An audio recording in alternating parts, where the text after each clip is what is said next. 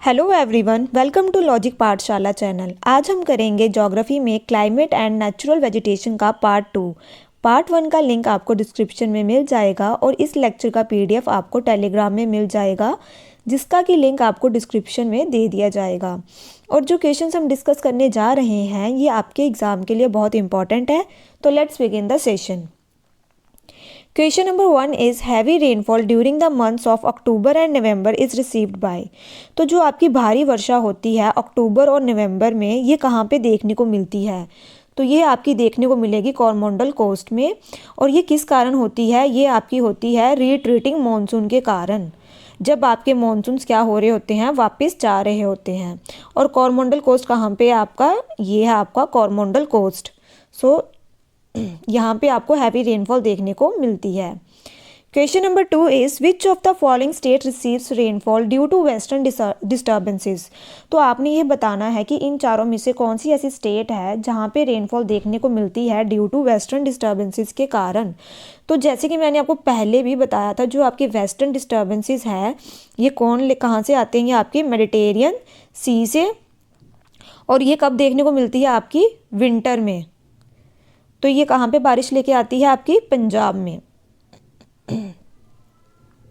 Question number 3 is the climate of India is. तो आपका जो इंडिया का क्लाइमेट है वह कैसा है? तो वे है आपका मॉनसूनल क्लाइमेट। और जो आपका मॉनसून वर्ड है, मॉनसून को हम क्या साथ में ये भी कह देते हैं, सीजनल विंड्स भी कहा जाता है। तो इसे याद रखना, ये पेपर में पूछा गया है सीजनल विंड्स के बारे में। Question number 4 is south west winds are attracted to Indian subcontinent in rainy season by which of the following. तो जो आपकी साउथ वेस्ट विंड्स आती हैं इंडिया में, तो ये किस कारण आपकी आती हैं? तो आपके पास ये 4 ऑप्शंस हैं, ये आप देख लीजिए एक बार। तो यह आपकी आती है, लो एयर प्रेशर आपका रहता है कहाँ पे? नॉर्थ वेस्टर्न इंडिया में, जिस कारण की आपकी ये साउथ वेस्ट विंड्स हैं ये अट्रैक्ट होती हैं कहाँ पे? आपकी इंडिया में। और ये क्या लेके आती हैं आपका? ये हैवी रेनफॉल लेके आती है, रेनी सीजन लेके आती है। Question number 5 is which of the following receives rainfall by north eastern monsoon. तो आपने ये बताना है कि इनमें से कौन सी ऐसी स्टेट है जो कि नॉर्थ ईस्टर्न मानसून के कारण वहाँ पे रेनफॉल देखने को मिलती है। जैसे कि इस क्वेश्चन को हम पहले भी डिस्कस कर चुके हैं। जो आपका कोरोमंडल कोस्ट वाला एरिया है, मैंने आपको बताया था वहाँ पे जो बारिश होती है वो कब होती है आपकी? जब रिट्रीटिंग मॉनसून होता है, जब मॉनसून वापस जा रहा होता है, और उसे ही हम क्या कहते हैं? North eastern monsoon. तो वो जो आपका कोरोमंडल कोस्ट है वहाँ पे आपकी कौन सी स्टेट देखने को मिलती है? इसमें तमिलनाडु। तो ये है आपका कोरोमंडल कोस्ट एरिया, और यहाँ पे आपको देखने को मिलेगी कौन सी रेनफॉल? आपकी north eastern rainfall. Question number 6 is there are 9 coastal states in India, but half of the sea salt is manufactured in coast of Gujarat because। तो भारत के 9 तटीय राज्य हैं, लेकिन आधे समुद्री नमक का निर्माण गुजरात के तट पर होता है, क्योंकि। तो वो गुजरात के किनारे पे क्यों होता है, उसकी कोस्ट पे क्यों होता है? तो इसका रीज़न आपने बताना है। आपके पास 4 ऑप्शंस है, आप इन्हें एक बार देख लीजिए। क्यों होता है वहाँ पे आपका? क्योंकि वहाँ पे आपको लेस रेनफॉल देखने को मिलती है, और वहाँ पे आपको क्या देखने को मिलती है? लो ह्यूमिडिटी, जिससे कि जो कि वो बेस्ट होती है किसके लिए? इवेपोरेशन के लिए, सी वाटर के इवेपोरेशन के लिए, और जिसके कारण आपको वहाँ पे सी सॉल्ट ज़्यादा मैन्युफैक्चरिंग होती है। ठीक है। Question number 7 is during the south west monsoon Tamil Nadu remains dry because. देखो, तमिलनाडु में बारिश कब हुई थी ये हमने पहले डिस्कस किया, जब नॉर्थ ईस्ट मानसून आता है, जब हमारी रिट्रीटिंग मानसून चल रहा होता है। लेकिन साउथ वेस्ट मानसून के टाइम जो आपका तमिलनाडु है ये ड्राई रहता है। तो ऐसा क्यों है? ये आपके 4 ऑप्शंस है, आप इन्हें एक बार देख लीजिए। ये आपका किस एरिया में पड़ जाता है? लीवर्ड साइड में। तो it is located in the rain shadow area. जैसे कि मैंने आपको पहले भी बताया था कि जब हमारी साउथ वेस्ट मानसून आती हैं, तो जो आपका कोरोमंडल कोस्ट होता है, यहाँ पे कोरोमंडल कोस्ट था ना आपका, तो इसके क्या चली जाती हैं? ये पैरेलल। तो उस कारण यहाँ पे इस एरिया में आपकी बारिश नहीं होती। ठीक है।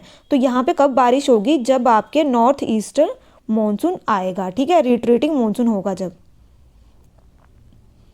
Question number 8 is the paddy fields of India are located in the area of annual rainfall.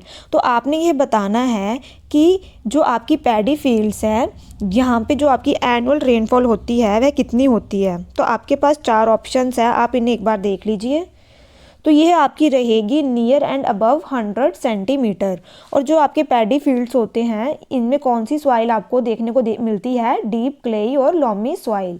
और सबसे ज़्यादा आपके कहाँ पे देखने को मिलते हैं पैडी, तो आप मुझे कमेंट बॉक्स में बताएंगे। सो इसका करेक्ट आंसर है आपका option number C. Question number 9 is the flash floods is related with which of the following. तो आपने ये बताना है कि जो फ्लैश फ्लड हैं ये इनमें से किसके साथ संबंध रखते हैं। तो आपके पास 4 ऑप्शन है, आप इन्हें एक बार देख लीजिए। अगर हम फ्लैश फ्लड की बात करें तो यह आपको ड्राई एरियाज में देखने को मिलते हैं और ये एक तरह का रैपिड फ्लडिंग होती है जो कि आपकी लो लाइंग एरियाज में देखने को मिलती है। तो ये किस किस से एसोसिएटेड होते हैं आपके, जैसे कि हो गया ये आपकी हैवी रेनफॉल हो जाएगी, थंडर स्टॉर्म से हो गया, ट्रॉपिकल स्टॉर्म से हो गया, और आपका ये क्या रहेगा, साइक्लोनिक स्टॉर्म। इसका ये किसके साथ एसोसिएटेड रहेगी, आपकी साइक्लोनिक स्टॉर्म के साथ। Question number 10 is which of the following forest is grown in water locked area. तो आपके पास ये 4 ऑप्शन है, आप इन्हें एक बार देख लीजिए। इसमें से क्या है कि जो आपका ऐसा कौन सा वन है जो कि जल भराव वाले क्षेत्रों में उगाया जाता है। तो ये तो आपको पता होगा, तो इसका आंसर क्या रहेगा आपका option number D, that is mangrove. और इसके बारे में हम पहले भी डिस्कस कर चुके हैं।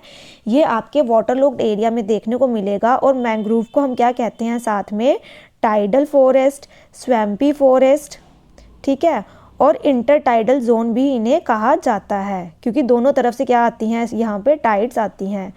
और इसमें जो वर्ल्ड का लार्जेस्ट डेल्टा बनता है वह आपका कौन बनाता है, कौन सा है, सुंदरबन डेल्टा। और यहाँ आपको क्या देखने को मिलेगा, सुंदरी ट्रीज़ देखने को मिलेंगे। और सुंदरी ट्रीज़ में ही आपको टिम्बर एंड फायरवुड के लिए यहाँ पे मतलब उगाए जाते हैं आपके टिम्बर और फायरवुड। क्वेश्चन नंबर 11 इज़, ये देखिए आपका ये मैंग्रोव है और ये आपका सुंदरबन डेल्टा है। और सुंदरबन डेल्टा कौन बना रहा है, आपका गंगा और ब्रह्मपुत्रा रिवर बनाती है। Question number 11 is why have the incidents of flood risen in India recently. तो जो आपकी भारत में जो आपकी बाढ़ की घटनाएं हैं ये क्यों बढ़ रही हैं। तो आपके पास 4 ऑप्शन है, आप इन्हें एक बार देख लीजिए।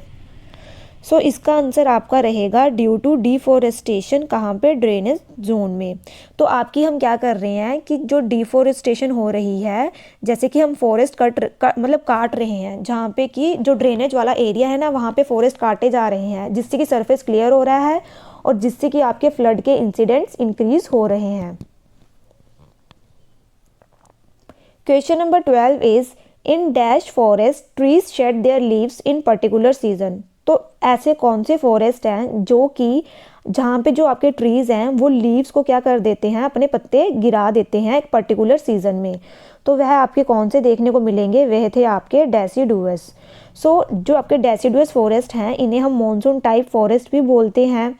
और जो आपके थोर्नी फॉरेस्ट हैं यहाँ पे क्या देखने को मिलता है, आपकी 50 सेंटीमीटर से कम होनी चाहिए रेनफॉल। और यहाँ पे आपके आ जाएंगे जैसे कि कैक्टस हो गया, ठीक है, बबूल हो गया। और जो थॉर्नी फॉरेस्ट होते हैं इनके जो आपके रूट्स होते हैं वे लॉन्ग होते हैं और ये वाटर को स्टोर कर लेते हैं और इन्हें हम जीरोफाइट्स भी इन्हें कहा जाता है। एवरग्रीन फॉरेस्ट वो होते हैं जो कि थ्रू आउट द ईयर आपके क्या रहते हैं, हरे भरे रहते हैं, ठीक है। और मैंग्रोव के बारे में हम बात कर चुके हैं। क्वेश्चन नंबर 13 इज, एक बार ये देख लीजिए आप, सबसे ज़्यादा इंडिया में आपको कौन से फॉरेस्ट देखने को मिलेंगे। तो ये आपके जो ग्रीन वाले हैं ट्रॉपिकल डेसिडुअस फॉरेस्ट देखने को मिलेंगे। Question number 13 is why does the west coast of India receive more rainfall from south west monsoon than the east coast.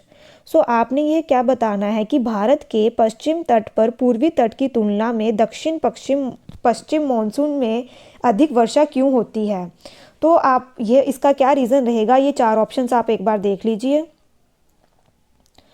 इसका आपका आंसर पहले हम इसे एक्सप्लेन कर लेते हैं। जैसे कि मैंने आपको बताया था ये आपके क्या हैं, वेस्टर्न घाट्स, ठीक है, और ये हैं आपके ईस्टर्न घाट्स, ठीक है। तो यहाँ पे जो आपको देखने को मिलता है कौन सा मानसून आता है, ये आपका आता है साउथ वेस्ट मानसून। और ये आपकी कौन सी साइड होती है, यहाँ पे आपके माउंटेन्स होती हैं, सह्याद्री बोल जिसे हम सह्याद्री भी बोलते हैं। तो जब ये विंड्स आती हैं तो ये माउंटेन से टकराती हैं और यहाँ पे क्या होती है, आपकी रेनफॉल स्टार्ट हो जाती है। तो ये है आपकी विंडवर्ड साइड, ठीक है। जो आपकी ये साइड है ना, ईस्टर्न साइड, ये आपकी लीवर्ड साइड है, लीवर्ड साइड के यहाँ पे आपको माउंटेन्स नहीं देखने को मिलेंगे, जिस कारण कि क्या होता है, यहाँ पे आपकी जो बारिश है वह कम देखने को मिलती है। तो इसका क्या आंसर रहेगा फिर आपका, ये चार ऑप्शंस देखते हैं। तो इसका आंसर आपका रहेगा ऑप्शन नंबर बी, कि जो आपके वेस्टर्न घाट्स हैं ये क्या करते हैं, ऑब्स्ट्रक्ट कर लेते हैं the winds causing rainfall. Question number 14 is the south west monsoon engulfs the entire India by. तो जो आपका दक्षिण पश्चिम मानसून पूरे भारत को अपनी चपेट में ले लेता है, वह कब तक ले लेता है, कब तक जो आपके साउथ वेस्ट मानसून है ये पूरे इंडिया में आ जाते हैं। तो इसका आपका करेक्ट आंसर क्या रहेगा, option number D, that is 15 July. So well जो आपके ये स्टार्ट हो जाते हैं, ये आपके एंड ऑफ द मई में स्टार्ट हो जाते हैं। जैसे कि आपके सबसे पहले कहाँ पे आएंगे, अंडमान निकोबार आइलैंड में रिसीव हो जाते हैं जो आपके मानसून आ जाते हैं, कब, मिड मई में। और उसके बाद ये आपके एंटर करते हैं मेनलैंड में, और पहले कहाँ एंटर होते हैं, ये आपके केरल में, फिर ये आपके थ्रू आउट इंडिया में आपके 15 जुलाई तक आ जाते हैं। Question number 15th is Nagpur gets scanty rainfall because it is located with reference to Sahyadri mountains towards। तो आपको क्या बताया गया है कि जो नागपुर है यहाँ पे कम वर्षा होती है। तो यहाँ पे जो कम वर्षा होती है, क्यों यहाँ पे कम वर्षा होती है, क्योंकि यहाँ पे ये जो आपका नागपुर है ये पड़ता है आपका लीवर्ड साइड में। तो इस कारण यहाँ पे क्या देखने को मिलती है, आपकी कम वर्षा देखने को मिलती है। Question number 16 is the driest part of India is. तो भारत का सबसे आपको ड्राइएस्ट पार्ट बताना है ये चार ऑप्शंस में से। तो ये आपका कौन सा रहेगा ड्राइएस्ट पार्ट इसमें से, तो ये रहेगा आपका western Rajasthan. Question number 17 is which of the following area of Indian subcontinent becomes the area of low pressure in summer. तो आपको ये बताना है कि इंडिया में इनमें से कौन सा एरिया है जो कि समर्स में जहाँ पे लो प्रेशर हो जाता है, तो वह आपका कौन सा एरिया है। तो आपके पास चार ऑप्शन है, आप इन्हें एक बार देख लीजिए। तो समर्स की बात करें तो आपका लो प्रेशर कहाँ देखने को मिलता है, नॉर्थ वेस्टर्न इंडिया में। तो यहाँ पे क्या होगा कि जो समर में जो हीट है वो अर्थ के सरफेस पे पड़ती है, फिर क्या होता है कि आपकी वहाँ पे वो राइज करती है, तो क्या होता है वहाँ पे लो प्रेशर क्रिएट होना स्टार्ट हो जाता है। तो इसलिए आपका जो लो प्रेशर एरिया है वह आपका देखने को मिलेगा नॉर्थ वेस्टर्न इंडिया में during summers. Question number 18 is which of the following receive heavy rainfall in the month of October and November. तो ये क्वेश्चन आई थिंक रिपीट हो गया है। तो इसका आंसर क्या था आपका, कोरोमंडल कोस्ट। तो यहाँ पे आपको क्या था, हैवी रेनफॉल देखने को मिलती है। और कोरोमंडल कोस्ट में कौन सा एरिया पड़ जाता है आपका, जैसे तमिलनाडु है। और यहाँ पे आपका किस कारण होती है आपकी जो रेनफॉल है, that is due to north eastern monsoon के कारण। Question number 19 is from where does the heat come in the environment. तो आपके जो इन्वायरमेंट के अंदर जो हीट आती है वह कहाँ से आती है, तो वह उसका क्या रहेगा, आपकी इनकमिंग ऑफ सोलर रेडिएशन को हम बोलते हैं आपका इंसोलेशन। तो जो आपकी ये इंसोलेशन है, जब ये एंटर करती है तो इसकी शॉर्ट वेवलेंथ होती है जब ये अर्थ में एंटर करेगी, और जब ये अर्थ के बाहर जाती है तो इसकी क्या रहेगी, लॉन्ग वेवलेंथ। तो जैसे कि ये डायग्राम में आपको देखने को मिलेगा ना। Question number 20 is which of the following place is the most humid place of India. तो आपने ये बताना है कि इनमें से कौन सा सबसे ज़्यादा जहाँ पे आपको ह्यूमिडिटी देखने को मिलेगी, तो वह कौन सी जगह है। जितनी ज़्यादा वहाँ पे ह्यूमिडिटी होगी वहाँ पे फिर उसमें उतनी ही ज़्यादा क्या होगी, बाद में बारिश होगी। तो वह आपका कौन सा एरिया है, तो वह है आपका मौसीराम। तो ये इसमें क्या होगा आपका, ये कहाँ पड़ता है आपका, मेघालय में। तो ह्यूमिड में क्या होगा कि जो मॉइस्चर कंटेंट है वो देखने को मिलता है, और क्या होता है कि जो आपके क्लाउड्स है ना वो आपके पहाड़ों में क्या कर जाते हैं, स्ट्रक कर जाते हैं।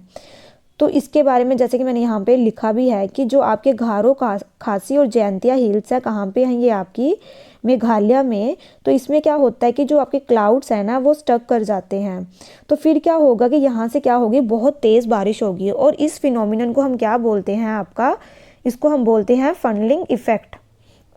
तो इसमें क्या देखने को मिलेगा आपको बहुत ज़्यादा बारिश देखने को मिलेगी।